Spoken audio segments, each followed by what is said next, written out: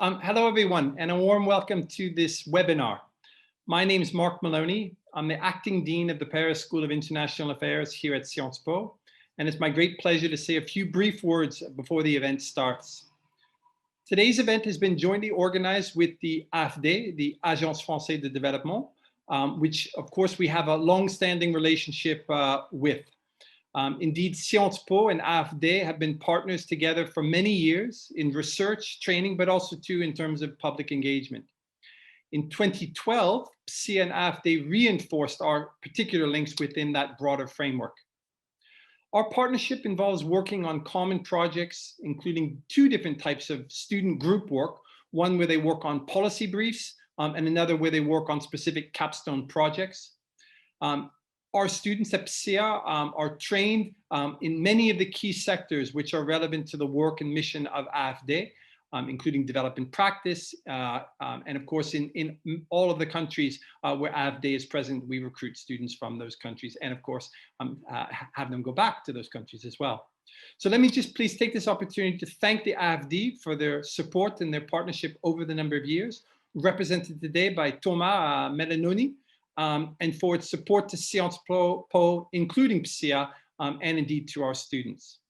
Like you, I'm looking forward to hearing from our panelists. So without further ado, let me now turn over to Elisabeth Hege, a Senior Research Fellow at IDDRI, who specializes on governance and sustainable development, and who I'm proud to say is a graduate of PSIA herself. So without further ado, the floor is yours, Elisabeth. Thank you, Mark, and also a very warm welcome to the panelists here at home, I think, or wherever you are in different countries, maybe. And so today we will have a panel here, which is a nice mixture. We will have perspectives from different research disciplines. We will have an introduction by Aurélien Saussé, who is the research officer at London School of Economics. And we also have Carola Klöck and Golvine de Rochambeau, who are from Sciences Po here, researchers at Carola at CERI and Golvine at the economics department. And then we will have also a reaction and then a presentation from Thomas Mélonio from the French Development Agency. And it's really this idea of these discussions to have this exchange between research and practitioners. So that is always also what I appreciated at PSIA during my studies, is to have these different perspectives. And I want to just have a quick introduction to the topic, which I think is very timely. But maybe just before I do that, I want to say that we will make sure that there will be time for questions in the chat. So by following the different presentations, make notes on what you would maybe like to dive deeper into, and you will have time then in the Q&A function of this event to ask your questions in the end. So I think it's a very timely discussion, and I just wanted maybe to cite something from the declaration of the Summit on the Financing of African Economies that took place this week in Paris.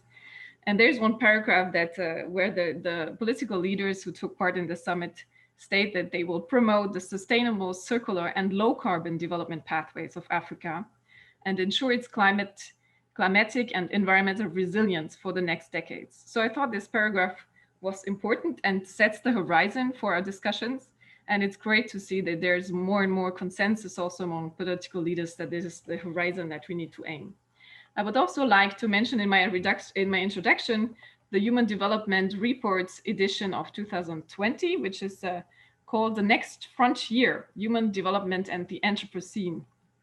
And I think I thought it was a very interesting edition because the Human Development Report exists since the 1990s.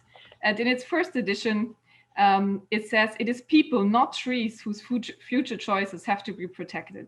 And so I think it's good now that in the 2020 edition, we do not longer oppose people and trees, or people and the planet, but that we are finally thinking the two together. And I was just thinking maybe about 3 agendas that the climate and development community can push together for transformative development pathways. The first is, I think the first important agenda would be opening up spaces for public dialogue on transformations. I think it all starts with people coming together and discussing these questions. And I think the human development approach can bring an inequality lens to the climate discussions. And this starts also with access to power and decision making. And I think opposition to change is sustained by inequalities in decision making that we have, and that inequalities in empowerment today are at the root of environmental problems in the future. So I think that is the first important point. The second is how do we measure human progress? And I think the Human Development Report is also a timely contribution to that, because we have now the Human Development Index for a while, which is a composite index, but still quite simple and easy to communicate, which for the moment takes together education, life expectancy, and national per capita income. And now they're thinking about adjusting this Human Development Index to integrate planetary pressures on the planet and planetary boundaries. So I think this is an interesting development and debate that we should follow. Third, I think we need to take into account that the discussion that we have today is taking place in the midst of the COVID-19 pandemic. And that, of course, it's very timely to discuss investments in green recoveries that can create jobs. And in all this, we do not need to forget that the capacity for governments to have green recovery measures and packages is very unequal.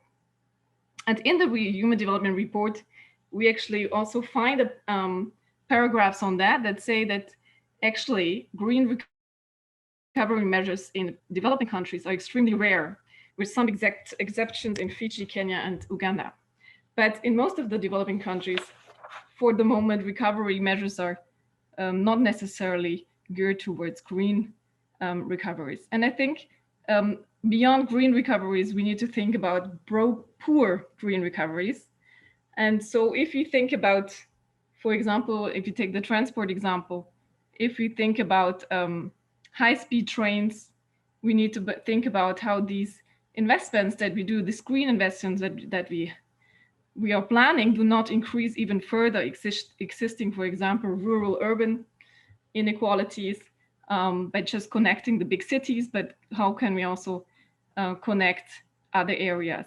And to stay in the transport example, I think it's important that if we think about green recoveries, that we do not only think about subsidies for electrical vehicles, but also on railway, that we discuss railway development and green bus development, for example, because we know that these are different transport systems, benefit differently different parts of the population. So we need to think about all of these parts of the population when we discuss these recoveries, green recoveries, so that they can be pro-poor, that they can be inclusive.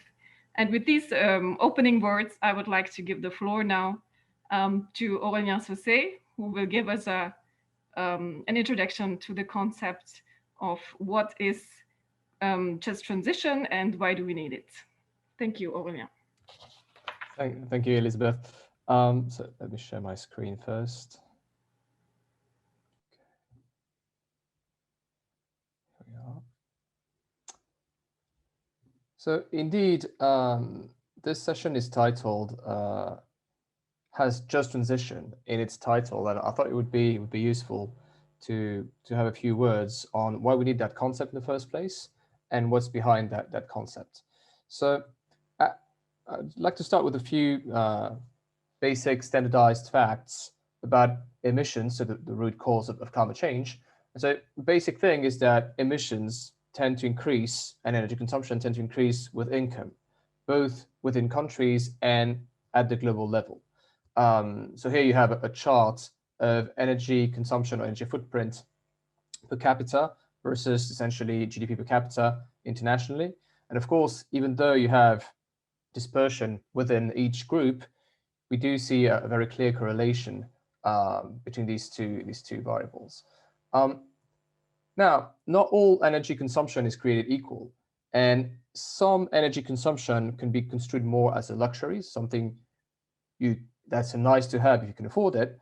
But conversely, some of that energy consumption is actually essential. So here on that chart, you see a plot of various causes for or expenditures that have differing level of energy intensity, from consumption that is very low in energy intensity, like recreational items or communication use, versus heat and electricity or vehicle fuel that are very high. And then on the vertical axis, you have their price elasticity. So how responsive households are to a price signal when there is an increase in price, how much they reduce their consumption, essentially. And this way you can define 4 quadrants. And the quadrant that is of importance here in the concept of a just transition is this lower right quadrant, where you have energy goods, or goods that are energy intensive, but are essential, that is quite inelastic to price signals, which means that regardless of how much we increase their cost to households, households will not tend to reduce them. So this is usually the background for the conversation around the just transition, which has mostly been focused on developed economies, and particularly around the distributional impacts of carbon taxation.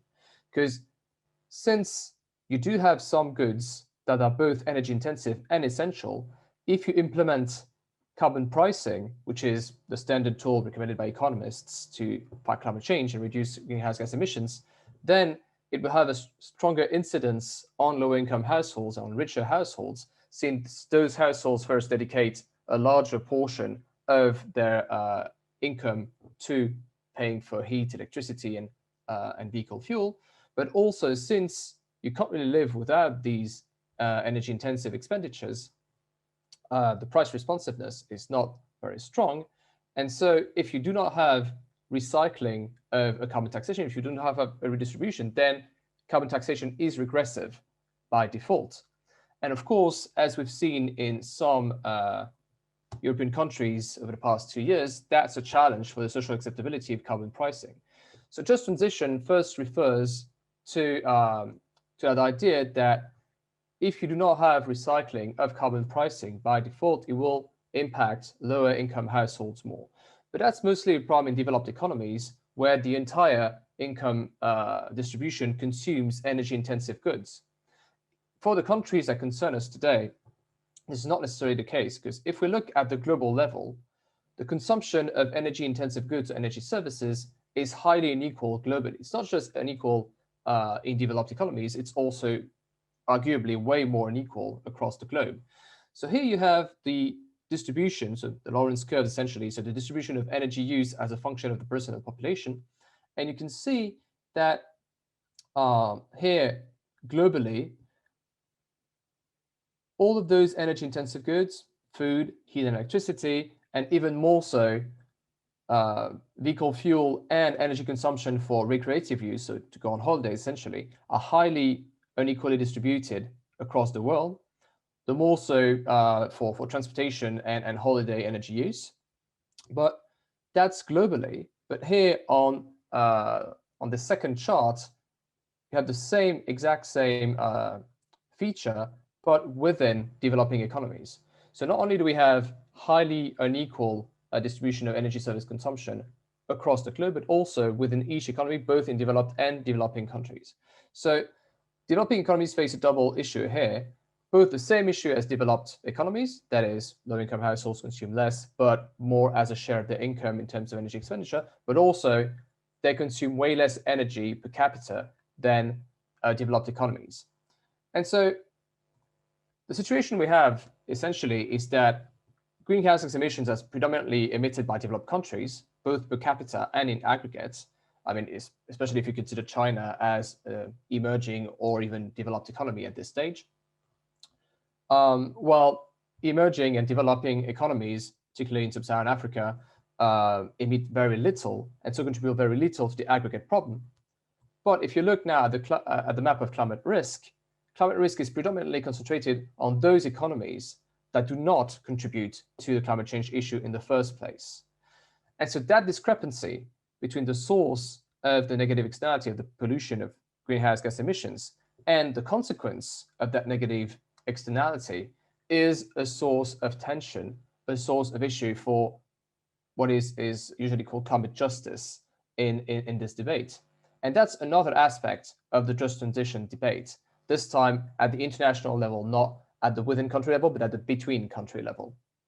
And so this discrepancy between the source and the consequence of greenhouse gas emissions has multiple dimensions. This is true today, but it's even more true if you look at the historical responsibility, because climate change is not caused by instantaneous greenhouse gas emissions. It's caused by the stock of greenhouse gas and the accumulation of greenhouse gas emissions over time. And if you look at the aggregate over the past 2 centuries since the beginning of the Industrial Revolution, obviously it's predominantly caused by Europe and the United States. There's also a question of who can invest the most to tackle climate change. For a given level of economic development, it's easier to do climate change mitigation if you have access to better technology or better investment resources. And also the abatement potential differ a lot between countries. And of course, since richer, more developed economies emit more, they have more potential to reduce their emissions than developing economies. So really, a just transition to decarbonized economy for emerging and developing economies is necessary because of those issues related to climate justice, but it's also possible by tackling a few of the topics that will be discussed today in this session. First, having financial transfers towards developing economies to allow clean development in those economies.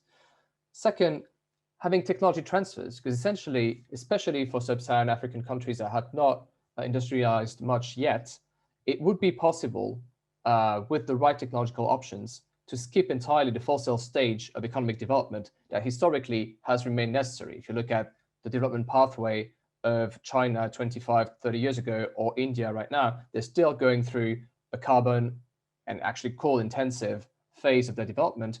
And there is clearly an opportunity to skip that stage if the right technology transfers and the right financial transfers are implemented. And finally, most of what I've cited here is rather negative in terms of, or rather negative challenges for emerging and developing economies, particularly vis-a-vis climate risk. But clean energy investments can, in and of themselves, present a development opportunity and can have positive consequences on those economies. So that's it for me for a very brief and very broad introduction.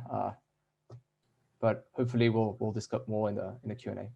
Thank you very much, Aurélien. And I think it's very clear now from what we've heard so far that there are a lot of injustices that we can mention on it. As you said, and in country level, we had the green subs. At the one hand, green subsidies, they tend to benefit more the rich, and then the green taxes tend to impact more the poor. So that is an injustice, and then also between the countries with climate risks and versus the historic emissions. So I would maybe like to give you a follow-up question on the current context that we have with the COVID recovery, where that maybe do you think it adds on these inequalities, and how can we maybe in the support that developed countries give to developing countries for the COVID recovery, you can maybe also make up for some of these injustices? So I think the point you made earlier was a very cogent point on the fact that few developing economies, when they have stimulus packages for the post-COVID period, include a green dedicated section of that stimulus packages. That's not the case in developed economies, but we should be also careful that those green portions of the stimulus packages are actually implemented, because if you remember 10 years ago, after the great financial crisis, there was also green stimulus packages after the crisis, or at least green shares of the stimulus packages, but it did not really follow through, either because the capacity to actually implement them was not there yet, or because they just fell through, essentially. So in terms of announcements, it's quite hopeful in developed economies at this stage. I do not think it's quite there yet for developing economies, but those stimulus packages and those transfers could be an opportunity also to make good on the promise to set up a $100 billion a year green fund. That was already a promise of the 2009 COP15 in Copenhagen, that was reiterated in the Paris Agreement, but still has not really reached its full potential, to put it mildly. So yeah, the investments put forward in the COVID recovery could be an opportunity to finally make good on that promise. Thank you. And that was a perfect transition to our next speaker, Carola, who works on climate and especially adaptation finance. And so, Carola, I would like to know, are we on track on this promise? And what role can the adaptation and climate finance play for a just transition in the Global South? Thanks. And Anita, I would directly build on what Aurélia just said and start by saying that climate change is often portrayed as a double injustice, or if not a triple injustice, for the Global South. And Aurélia already explained that the sources, the pollution comes from the north predominantly, whereas the effects are mostly felt in the Global South. So that's this double injustice. I would add there's a third dimension, namely that developing countries already have fewer resources to deal with the effects of climate change. And there's also this adaptation gap, so they're already ill prepared for dealing with current climate variability. So climate change for all of us, but particularly so for developing countries, is an additional burden that requires additional funding. And so climate finance has been at the heart of the climate negotiations since their inception in the 1990s. Already the 1992 Framework Convention contained a clause that promised assistance for developing countries that were particularly vulnerable to climate change. And this promise has then become more concrete at the Copenhagen summit that also was already mentioned. And in Copenhagen, the developed countries agreed that they would mobilize 100 billion per year for both adaptation and mitigation in the Global South every year by 2020. The Paris Agreement confirms that goal, that objective of mobilizing $100 billion every year, and also sets forward that a new quantified goal of at least 100 billion has to be agreed by 2025. And this 100 million should be new and additional, although it has never been defined to what it should be new and additional. So the good news first. The good news is that as a result of these agreements, there are increasing amounts of investments and of bilateral and multilateral aid for climate projects, both mitigation and to a lesser extent adaptation. So the OECD, for example, one of the main organs that collects data on development and climate finance, they estimated that the amount of aid for climate projects has increased from around 45 billion in the period 2015-2016 to about 60 billion in 2017-2018. Newer data should be out soon, but if we believe those numbers, we're actually on track. So the good news is there's funding and there's increasing amounts of funding. But, and there's a big but to that, that is that, as I already said, there's no clear definition of what actually counts towards the 100 billion. What 100 billion? What counts? There's no baseline to what this finance should be new and additional, and there's been lots of mislabeling and over-reporting because there are lots of pressure on the donors to mobilize, to put forward funding. And so, for example, there's several studies that have sort of tried to recode development projects that have been classified as relevant for adaptation or mitigation, and often they didn't find any relevance to climate change at all. So an additional point is that much of this funding comes as loans, and as long as there's a concessional part to those loans, they can count as development assistance, and they could count as, according to the donors, as climate finance. But if you consider all these things, the numbers that I just put forward may be way too optimistic. So Oxfam produced a report, and they re-estimated the numbers, and they, according to Oxfam, out of the 60 billion, it's only 20 billion that's really that's sort of net assistance. And of that, only 6 to 7 billion is for adaptation. And adaptation, which is what I'm going to focus for the rest of my couple of minutes, is of course what is of more importance to developing countries, because, as I said, they're hit disproportionately. The other cautionary note is maybe that we don't know how the COVID pandemic and the economic crisis play out, and to what extent the increase that we've observed over the past years will actually continue over the next years, or to what extent donor countries will have to reduce their funding because of increased demand at home. What is sure is that this is not enough to meet demand. So it's not easy to put a price tag on adaptation costs, or on mitigation costs for that matter. Some have estimated that we need around 70 to 100 billion per year for adaptation in the global south in the period 2010 to 2050. Others have suggested that this is underestimating the real cost, and that we need maybe 2 or 3 or even 5 times that much. So it's clearly, there's a clear demand that is going to grow, whereas it's unclear to what extent the funding available will also increase, or increase at the same rate. So I want to raise 2 more points. One is the issue of distribution. So even if we believe the OECD numbers and we have all this funding, who benefits? Which countries and which communities actually benefit from the finance that is made available?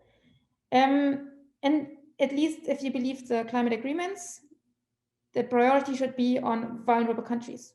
But just as with adaptation and as with climate finance, there's no clear definition of what actually vulnerable means, or who vulnerable is, and how to identify those.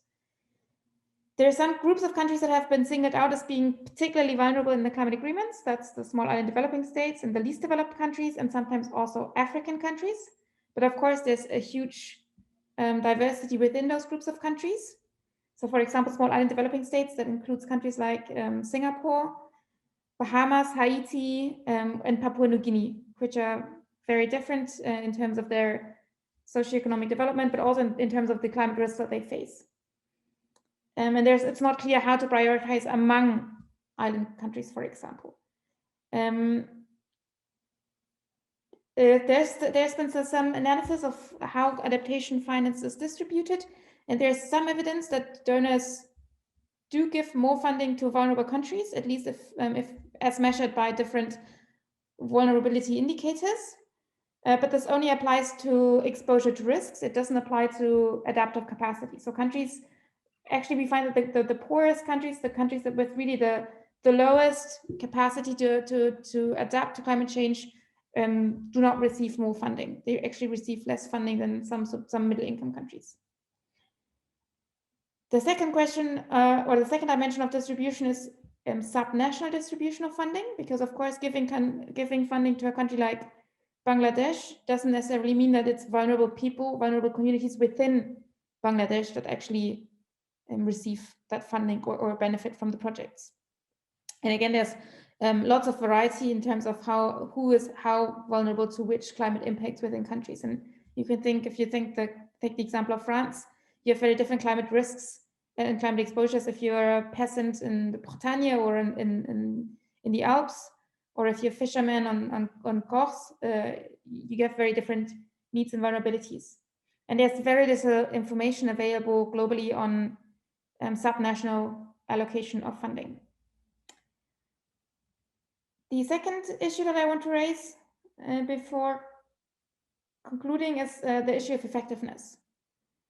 So even if you do provide funding to vulnerable countries and vulnerable communities within those countries, what type of projects are actually funded, and to what extent do they really help the beneficiaries become more resilient and less vulnerable?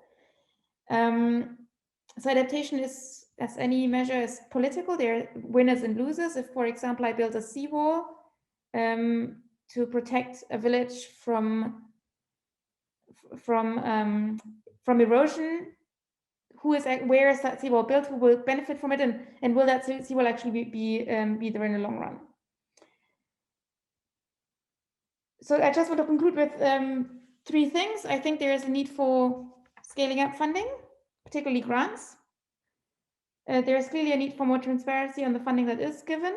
We need to be able to monitor and track and evaluate the projects that have been funded. And first and foremost, I think the main answer is to actually reduce our emissions, to mitigate. Thank you, Carola. Maybe just a very quick follow-up. So you raised a lot of important issues on there. So there are some positive signs, but there are still important issues to be clarified. So what are your hopes for Glasgow and the COP26 on climate? Do you think it could clarify some of these points? Well, Glasgow, anyways, it's difficult to foresee how it will play out because we still don't know to what extent it's going to happen or in what format it's going to happen, which also has justice dimensions. I'm not sure. Well, I think the key is really transparency and monitoring, to put pressure on the countries to actually mobilize or provide more funding and to make sure that it reaches those that need it the most. But to what extent that's going to happen at the COP or at the global level, or to what extent it's more maybe pressure on the donors to change their evaluation systems at home, I don't know. Yeah, but you touched also on, it's true that an important, it's not a detail actually, that in these international negotiations now with the COVID pandemic, there are also injustices in whether who will be able to attend, or can we fast track maybe delegate for vaccines so that all the delegations can attend. So, but with no further ado, I will give the floor to Golvine de Rochambeau. Welcome. Who will talk about a just industrial transition. Yes, thank you. So first of all, thank you very much for the invitation to this panel. I'm really thankful to be part of such a good panel. So let me just dive right in. So I'll just start with introducing a basic concept, which is how economists in general think about sustainability or sustainable development in general. The reason I'm doing this is because it's going to put structure on the debate and on what the arguments I'm going to try to say. So let's imagine we're in a society where there are 5 individuals, right? Here I've named them with letters. Imagine that individual A has to make a choice. So for example, individual A decides to take his car to work instead of, like, say, public transportation. That choice of individual A is of course going to generate benefits for individual A. So the benefits here in the case of, like, taking your car to work is he's going to go faster to work. Now, of course, in the context of sustainability, and in particular environmental sustainability, this action also generates negative externalities for everyone else in the society and also individual A. So for example, here, if you take your car to work, this is going to generate air pollution. And so these negative externalities are going to affect everyone, including individual A. You can see that for individual A, in a very straightforward way, the action taken by individual A is optimal for individual A because the benefits completely outweigh the costs. However, as a society, the action is actually suboptimal because if you count all of the negative externalities that it generates, not only on the individual A, but on all of the individuals in the society, well, all of the negative consequences of taking that action are actually bigger than the personal benefits that this generates to individual A. So here I'm not even talking about inequality. I'm just saying if you want to maximize the output here as an individual, it makes sense to take this action. As a society, this action is suboptimal. This means that as long as individual A does not internalize the costs of actually making these choices, he will make choices that are suboptimal for the society. Now, what is true for individuals is also true for countries. And here now I'm going to talk about the country level of this debate. And here, I want to mirror what I said about individuals with countries. Countries individually have incentives to adopt industrial policies that benefit them. So what do I mean by industrial policies? These are policies that are going to impact whatever their private sector is going to choose to produce. And how do countries do that? Well, typically, countries are going to affect their taxes and their tariffs to promote this or that industry. So countries individually, they have incentives to adopt industrial policies, right? So even though it's not the government that actually choose which industries are produced in their country, they can affect which industries are actually chosen. However, these industries chosen might not be necessarily good for the environment and might be suboptimal on a global level. So a good example of such policies is palm oil, right? So you know that palm oil is a very productive industry. So in many developing countries, in fact, they would like to increase the production of palm oil to actually make more money and have more people out of poverty. However, you may know, of course, that palm oil is a big cause of deforestation. And so globally, as a planet, we wouldn't want to have more palm oil that is being produced. So you see that as a country, it is optimal for countries to adopt policies to promote palm oil, but it is not optimal at a global level. So as long as an external entity does not force a country A to adopt these green policies, this country will very likely never adopt them.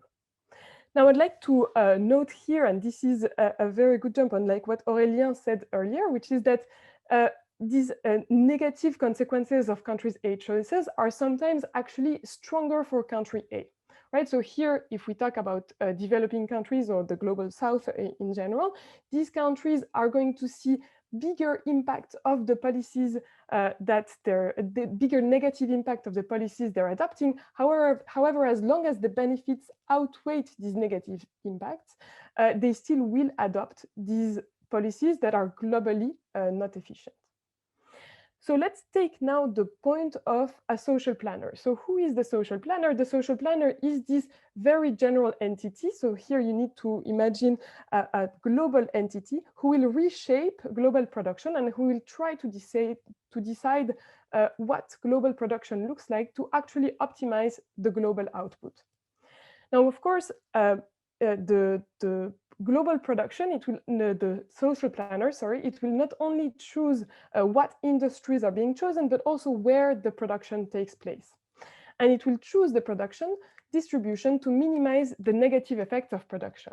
In other words, this social planner, by definition, will internalize the negative externalities of the global production. And in the rest of the few minutes that I have, I would actually like to focus on the production distribution, or in other words, something that is not often mentioned in sustainability, which is the location of production and how we can optimize the location of production. So a few things to note. So the social planner will base his choice of where to produce based on three different things. First, where does the production of raw material take place? So in which countries does the raw material is being produced? What are the environmental costs of producing in each part of the world? And also, what are the environmental costs of transporting the goods, not only for transportation, but also for consumption? So where do the goods need to go to? And where are the consumers in the final place? And then, given these three parameters, the social planner would optimally choose where to put the production in the world.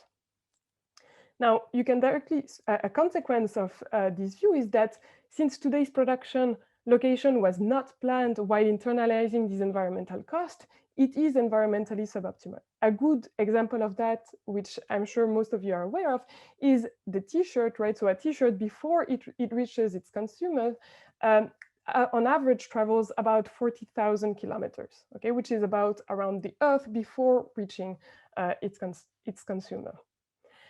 Now, the optimal allocation of production will in most cases move production closer to countries producing the raw material. Why? Because in most cases, actually transporting the material that has already been transformed by the production will be cheaper than actually transporting the raw material. Okay, so this means that most of the transformation of this raw material that today takes place outside of the country that produces the raw material should be moved closer to where the countries that produce the raw material are. It also means that the optimal production location is not necessarily close to the consumer. So again, a good example of this are bananas. So bananas, as you may know, are very easily grown in Latin America or in sub-Saharan Africa in tropical regions. However, you can also grow them in other places. So for example, in France, you can still grow bananas in France. Bananas are a good example because the cost, the environmental cost of producing bananas in Latin America and sub-Saharan Africa is much lower than the environmental cost of producing bananas in France, for example. The reason is that the climate in France is not at all good for producing bananas, so you need to spend a lot of energy to actually produce bananas. And so, of course, if you produce them in other countries, you also have to capture the transportation environmental cost of transporting these bananas, but still, you know, it is not straightforward where you would like to produce the bananas.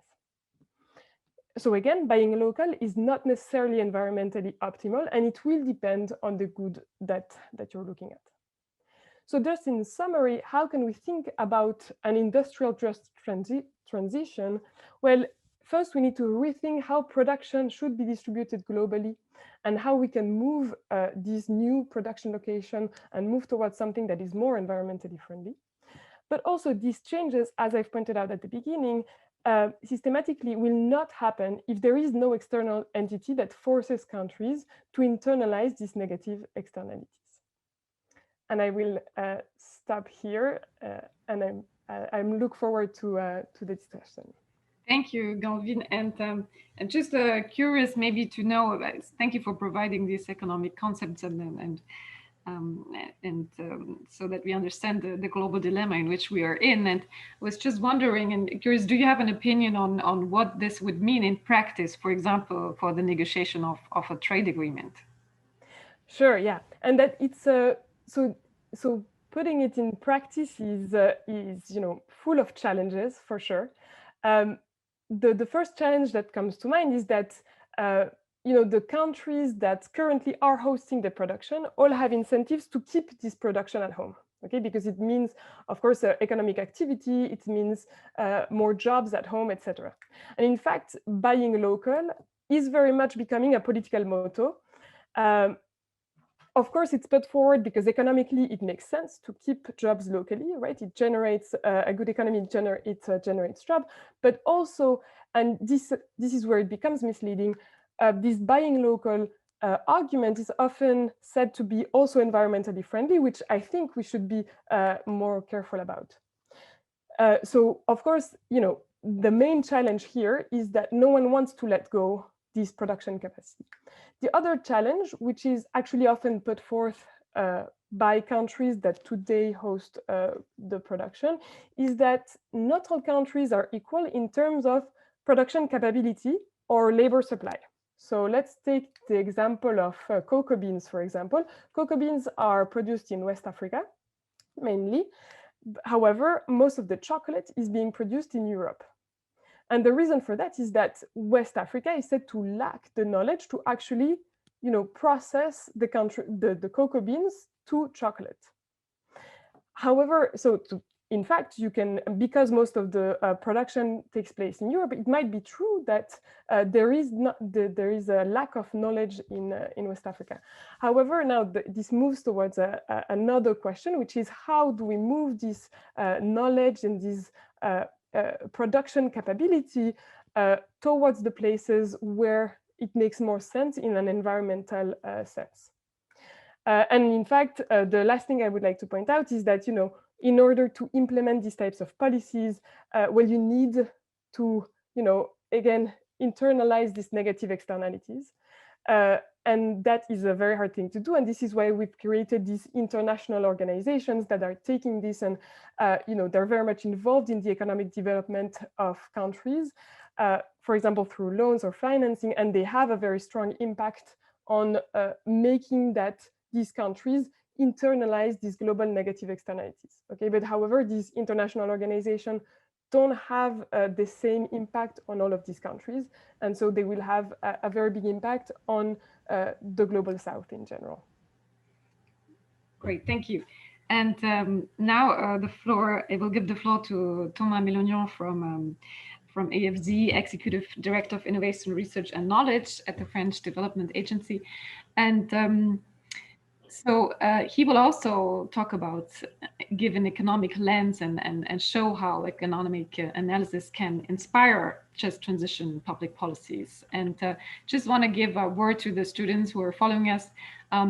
Maybe you can already, if you already have questions on the presentations that were given so far, feel free to start posting them in the chat. So maybe we can also organize them then for later for the discussion with the panelists.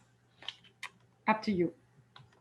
Okay, many thanks, Elisabeth. So I will come back later on the global discussion on just transition, but I'd like to start with two examples on how through research we try to accompany countries in their transition. So I'll start with a case study in South Africa, typically a country that has an interest in monitoring and organizing its transition, but a very strong concern on the social and financial consequences of transition. First, in the case of South Africa, I'd like to say we work with partners of the Climate Policy Initiative. So it's a US-based think tank at the time. And in South Africa, the main concern is how if we were to globally to respect the 2-degree scenario, what would it mean for the coal industry and the consequences in terms of jobs? So we try to analyze with some financial partners how they are exposed to a drop in coal demand globally, which is the only way we can ever reach a 2-degree scenario. And you have to understand that even if the South African government were not to agree with that scenario, they would have to cope with that shock, which is a drop in demand, whether they want it or not. So it's very important because the South African government might not want to organize this scenario, but still it's an external shock that they have to face. What we found as results together with CPI is that the main risk in the 2-degree scenarios for South Africa is the reduction in the value of their coal exports. If demand is to diminish for coal, the price of coal is going to go down, and it's going to represent a cost that you have here on the graph in net present value up to $60 billion. South Africa might gain from the reduction in oil prices, again, if the 2-degree scenario is to be respected. However, the refining industry in South Africa would be damaged by this external change in demand. It's very important for us as a developing and development agency to help countries very well understand the risks that they face and how they can adjust to such a risk and organize it properly and limit the financial and social losses associated with such transition. Again, in that case, it's not an organized transition, it's an external shock. Another thing of high interest for government is to know exactly where the risks come from, but also where they end up. As you can see on the left of this graph in blue, you find again the shocks that I just showed on the earlier slide. But however, you risk first are carried by investors, that's center left, and only partly by the government. But if you look at the transitivity of the contagion of this risk, you see that eventually, and that's on the right side of the graph, most of them end up being borne by the government. So even though private actors in the first place are most severely hit, or the risks are taken over by private actors, eventually through state-owned enterprises or state-owned development banks, the government will ultimately carry most of the risk. That's also because the government will have to pay for social benefits, employment losses, for example. So even though the government in the first place might not have thought of himself as exposed to transition risk, it happens that it's the case. And therefore, even though it's an external shock, it means the government has to adapt to such a shock. We also try to model the impact on various economic aspects. So on here on the left side, you have the impact of a shock on the coal sector on national output. So you see it's around 1%. We try to model the impact on employment through an input-output matrix. You can see that the loss of employment is in proportion. Of course, it's a high number of people, but in proportion, it's smaller than the loss in output, mostly because the coal industry is very capital intensive. So coal extraction means a lot of capital, not that many jobs, but still it's a few dozens of thousands of jobs, and particularly concentrated in certain regions which have been already quite hit by previous crises. What we realized as well is that half of the transition has already taken place. So we've already observed a reduction in jobs in mining and associated industries in South Africa. On the right side, you have the profits of the firms which are more severely hit by the drop in coal export. So what we've done through this exercise is first to identify the value at risk in the South African economy. And that's really a research project. And then our operation teams are going to work with the South African government, in particular in the regions most severely hit by such potential risk. But again, they are not only potential because they have already taken place, partly, for half of it. So it has to stimulate training, creation of jobs in particular regions where the risks are taking place. So that's, again, as one of the advising functions of development agencies is to be strategic and help governments understand to what extent they are facing climate risk. I'm moving to a second case now, with the case of Côte d'Ivoire, Ivory Coast, a very small emitter. So I'll come back to that later, which has to decide between various sources of energy and electricity production. In the NDC in Côte d'Ivoire right now, there's a strong role for coal, also gas and renewable energies as well, around, I think, 42% of the global electricity production. But the truth is that in the current NDC, there really hadn't been any model on the social and economic impact of the various sources. It was purely a decision within the energy ministry. And since coal was the cheaper source of production at the time of the COP21, coal had an important place in the energy sector. You'll see on that graph on the left, that's currently in the scenario with the unfavorable cost for the energy transition. In black, you see the share of electricity produced through coal between 2030 and 2050. So that's more or less the current NDC in Côte d'Ivoire. But what we try to do with the government is to study, considering the rapid drop in prices in particular solar energy, how we could help them plan different energy transitions in Côte d'Ivoire, which again would be able to meet demand in the country. And demand, of course, is growing rapidly in Côte d'Ivoire. So we want to help them, of course, meet demand, but also do it in a way that's more sustainable. And that's where it's relevant for today, with a reasonable financial cost. So what I show now in the middle graph is when still the costs are unfavorable to solar energy, but we introduce a cost for carbon which is compatible at the global level with a 2-degree scenario, and electricity should not produce more than 100 grams of carbon dioxide for each kilowatt hour. So in that particular scenario, so it means there's we fix the objective of being environmentally ambitious. We see a huge increase in solar energy with the necessary use of batteries, of course. And what we observe in the developing world is, I mentioned the drop in electricity production through solar energy, but also batteries have been a very important factor. And if we are a bit more optimistic on solar energy prices, and currently we are being more optimistic on solar energy prices, we see that it's possible to meet demand without any production based on coal. But of course, the government of Côte d'Ivoire asks us exactly how much is this going to cost. Basically, they prefer an energy mix without any coal for health reasons. Also, coal is imported in Côte d'Ivoire, so it does not, the coal extraction does not create any jobs, while the good maintenance of solar systems certainly creates more jobs per energy production.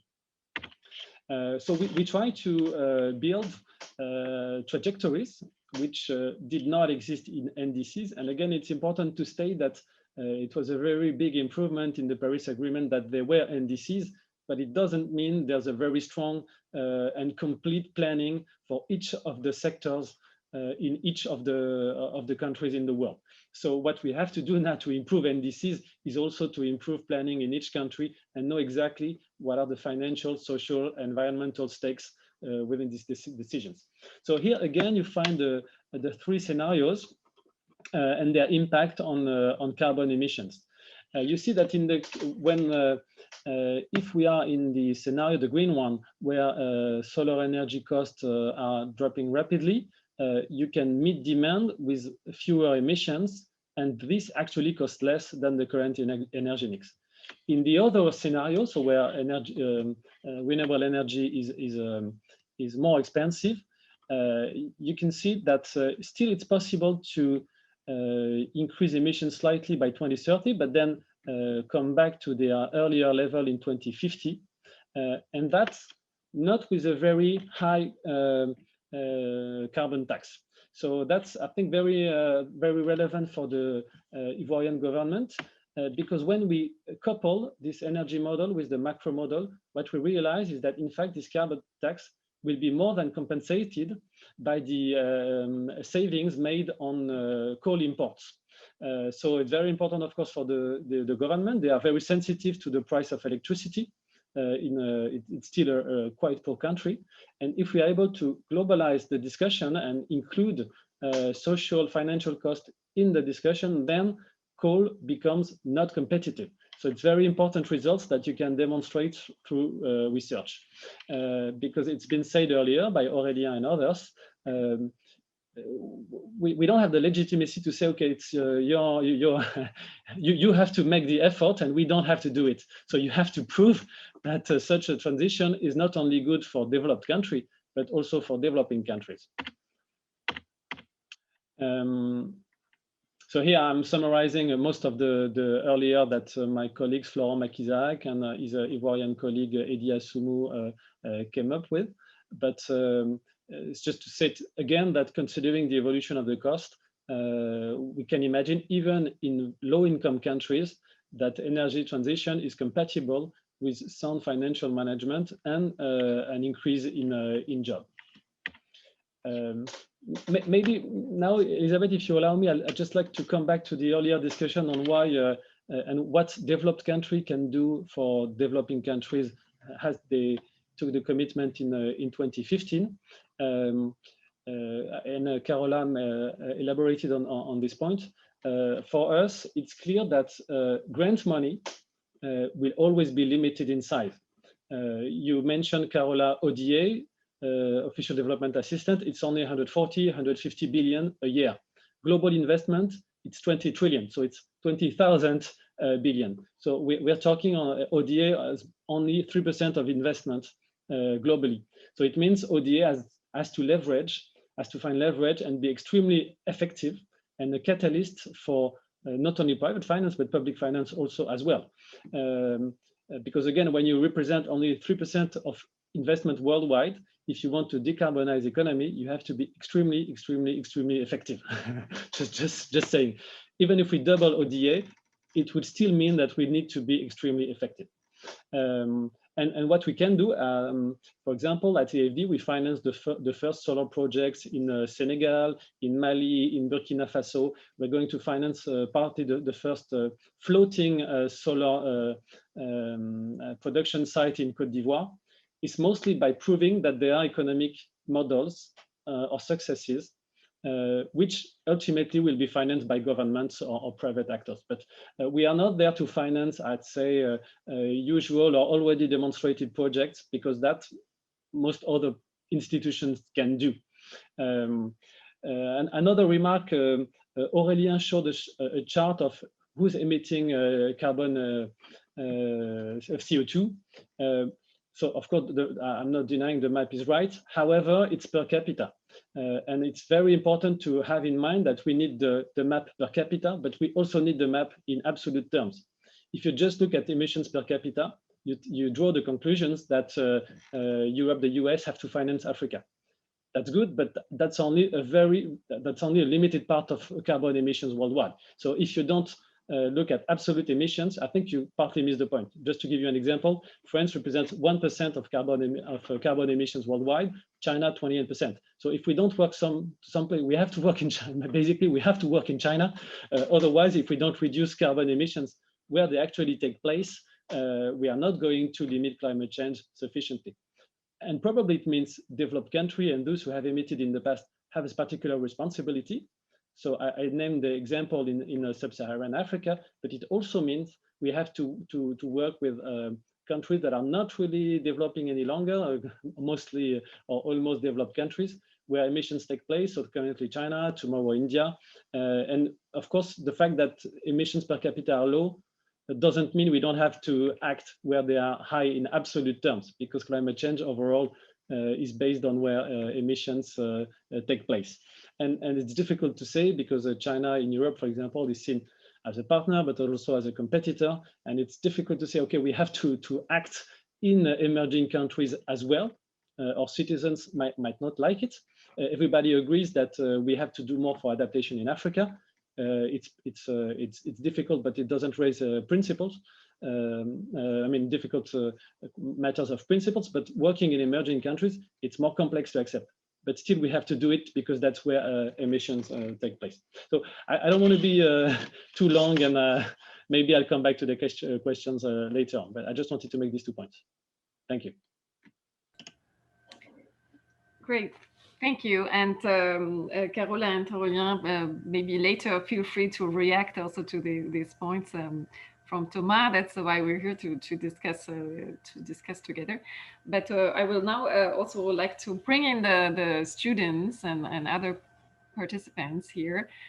We already have 2 questions, and I will read them out loud. So there's one question from Aji, who draws the conclusion that we have here a two-stage problem. On the global level, it is difficult to secure the commitment of investment and transfer of knowledge from development countries, while at the subnational level, it is hard to make sure that international aid is directed to the most vulnerable ones. So what can we do to connect this discontinuity to conduct just transition in the South, and who could be the most influential actor to implement the solution?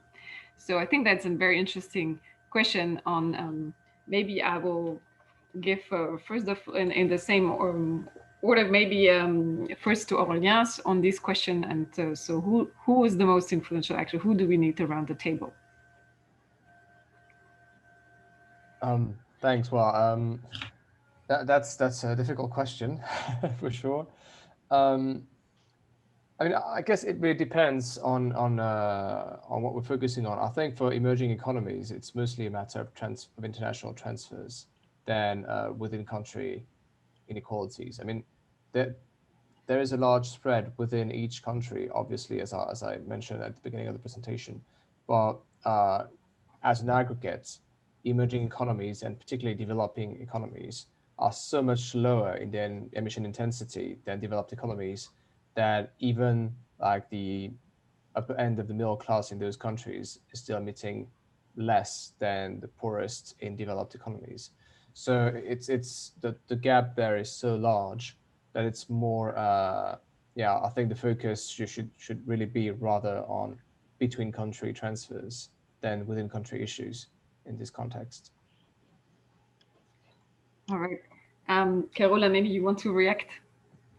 Yeah, it's also, I agree, it's a difficult question. I also agree with what Aurélia just said, that I think if we increase the transfers, that would also almost automatically ensure that it also reaches more vulnerable parts, because then we have more projects. And so the likelihood that we actually reach the ones that we want to reach is higher. The other thing is just more transparency. So the more we know about what is going on within country, and also internationally, the more we can also act on it. And we, that means citizens, voters, because that's I mean, international development is anyway something that voters aren't very aware of. So I think that's we certainly can improve on that. I just want to quickly also react on what Thomas says about the private versus public climate finance, and I fully agree that the private that we also, I mean, basically we need all hands on deck. We need everyone, and then all funding that can be mobilized is good.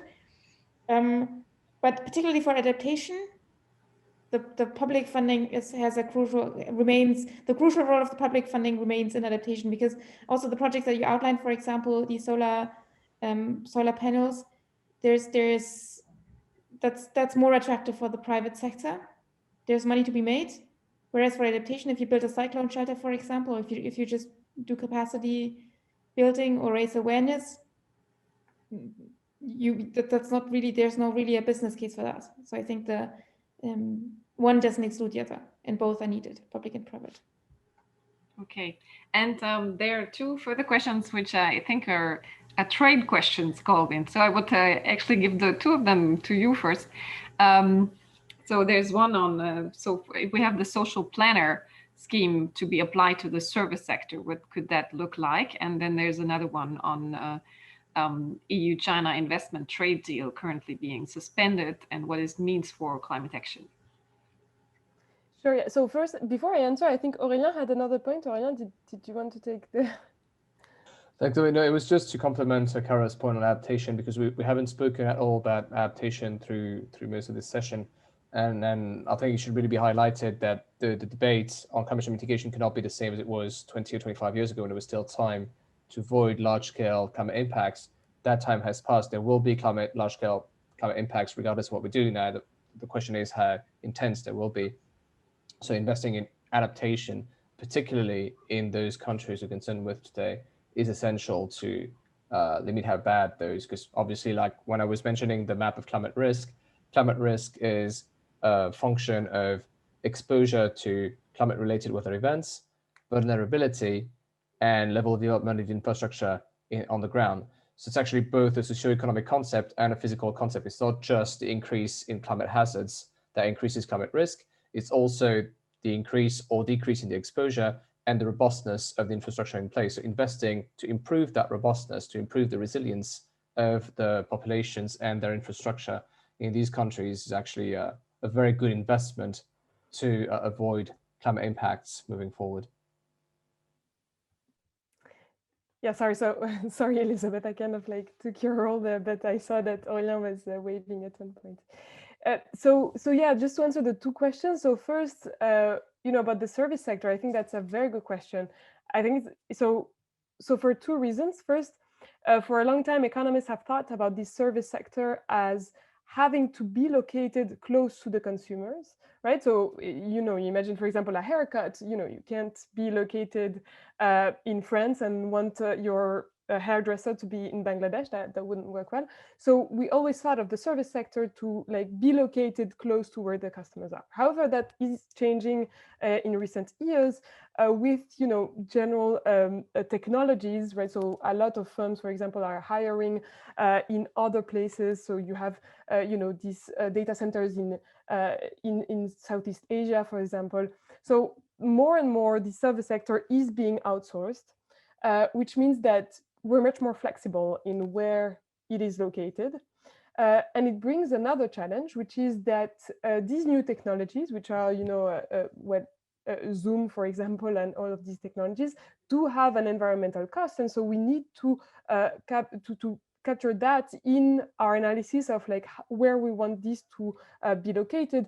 Again, if we're thinking in terms of the social planner who optimally decides where these things are being located. So I don't have a straightforward answer, obviously, to this, but I think this is my general opinion on the matter, is that we have to capture all of these costs and in terms of how to do that. However, this again relies on this idea of the social planner, which is a very theoretical point of view, which has nothing to do with or which is very abstract from the practical way of how to do this, where the industrial production takes place, or where the general production of the economy takes place. And this brings me to the second question, which is what should we do now, or what should we think about the fact that the EU-China investment trade deal is being suspended?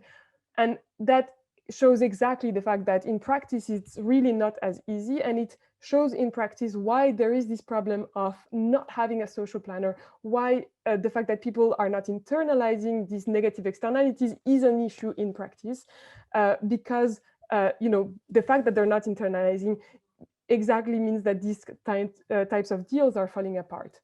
So you need people to internalize it, and the fact that some countries might not be internalizing it at most means that the other countries that are at least partly internalizing should make the most out of this.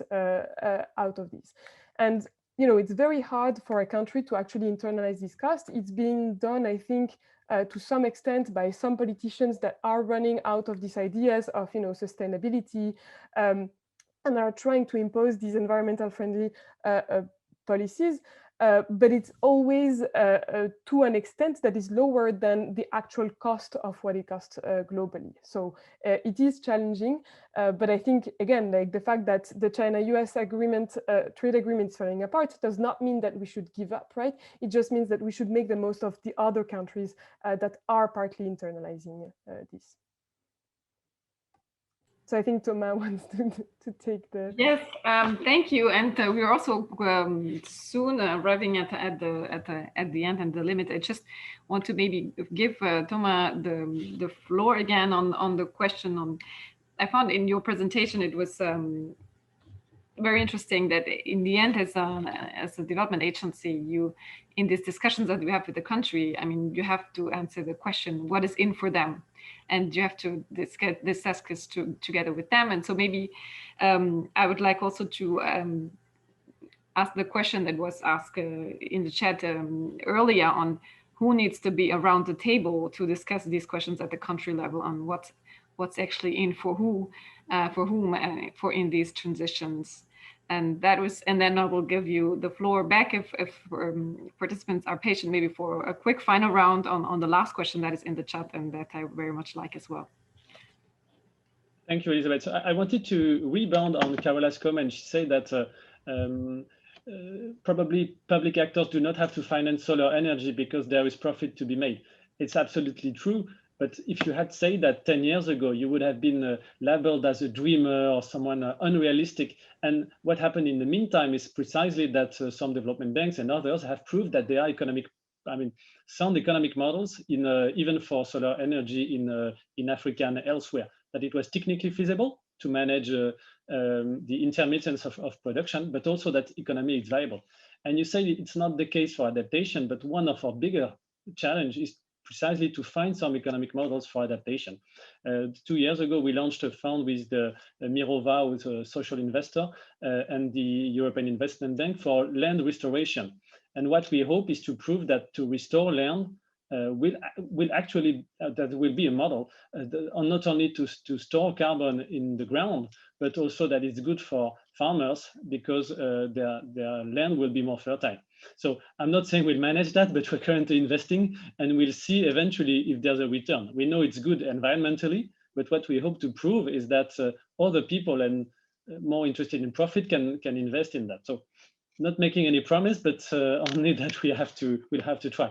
And just another comment is that recently, because we're always thinking about additional financing, how we're going to fight climate change through additional financing. But what we recently with Canopy, we published this little pink book, How to Invest in Nature, and that's for biodiversity loss. And what we showed is that actually, of course, we need additional financing, but lot of the damage caused is through bad subsidies. And there are almost 4 times as many bad subsidies than there are positive financing for biodiversity in the world. So a great chunk of the effort will be to reduce subsidies for fossil fuels, for highly productive agriculture, and that will be a big part of the effort. Of course, it's going to create it will have social consequences, hence the coherence with what we're discussing today. But again, naturally, we're speaking because it's how the Paris Agreement had been built. We need to find another 100 billion, but also a good part will be to reduce the 500 billion or so subsidies that are currently destroying the environment. And that's only for biodiversity, not to mention climate. That's only to make the discussion more complex. Thank you. All right, thank you. And there are more questions, but there's coming, but we need to conclude soon. So I would like to just have a final round on a question that I make the experience comes up every time when I talk to students about the Sustainable Development Agenda, the SDGs, which is on SDG 8 on the growth. How can we have a Sustainable Development Agenda which and how can we navigate human development in the Anthropocene if we have an objective on economic growth? How is this compatible, or maybe is it not compatible? I think that is a very important question that is coming up every time from the students, and I think it's an important research agenda actually. So maybe just a quick word from all of you on this, so not necessarily an essay or your opinion, but just maybe what do you think about these questions?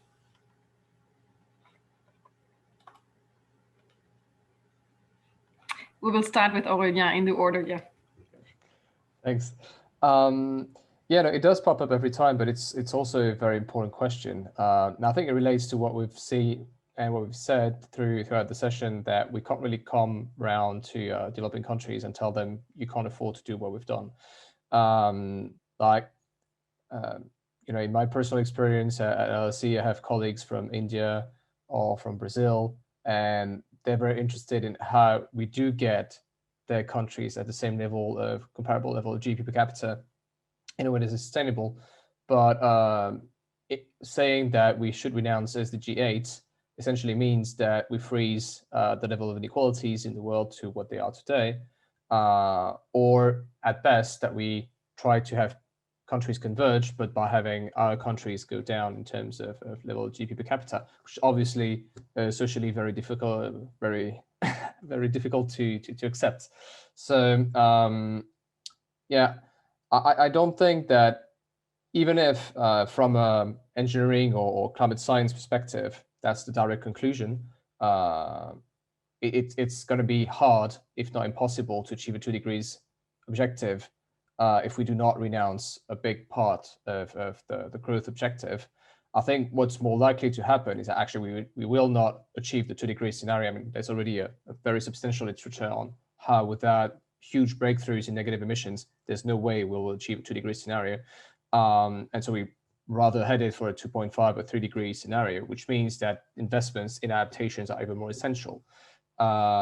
Even though that might not be the answer we'd like to hear as people working on climate change, I think realistically, that's what we're facing right now. Carola. I just want to maybe first quickly react to Aurélien, and I think whether it's realistic or not, but I think we can't accept it, particularly for those where, you know, we haven't talked about loss and damage, so areas where adaptation is just not possible, regardless of how much money we had in theory. So I think we still should very much strive for reducing the temperatures as to, you know, the temperature increase as much as possible. And if it's so I think we That's shouldn't. not what I said. yeah, no, I agree, but I think there's a real danger in saying that this is not realistic and we're starting anyways with 2 degrees, because that I think maybe also reduces the ambition or the push for strict action, which we definitely need, regardless of what objective we actually have. The other thing is also that just for these questions, which are all very, very good and difficult questions, there's definitely an issue of distribution. I think this is in distribution in terms of who is emitting what, where our subsidies goes. So I think by just redistributing funding and emissions, we would get quite a long way.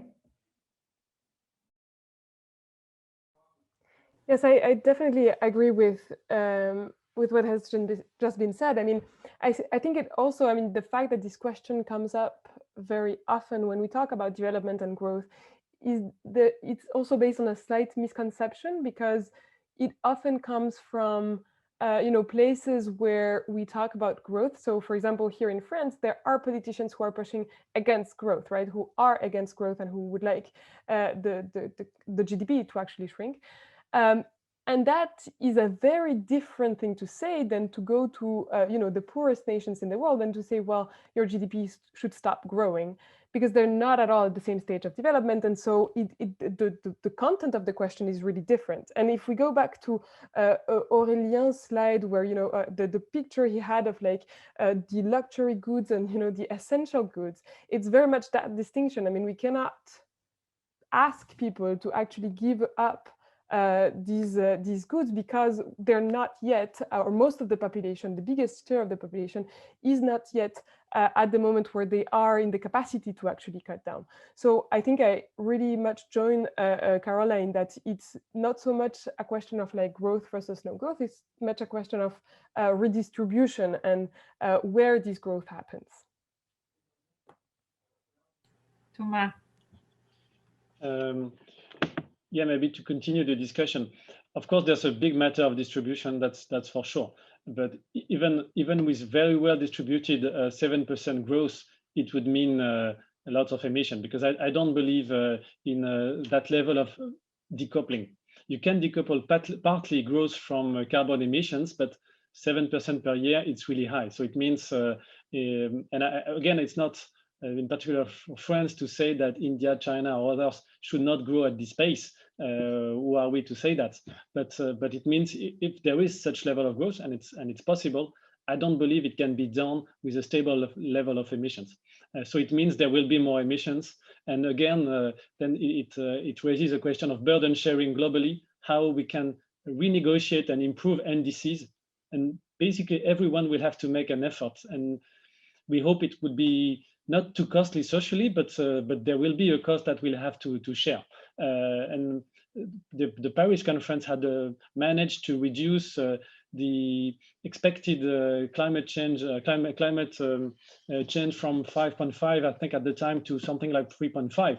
But we are currently heading for 3.5, maybe a bit more if you look at the IPCC projections. So it means there's still a lot of effort to be negotiated between countries. And all countries will have to negotiate slightly a bit less growth, a bit more redistribution, a bit more technology transfer. But we have done in terms of negotiation probably half of the way, something like that. So we know there are additional costs, or at least measures to be taken.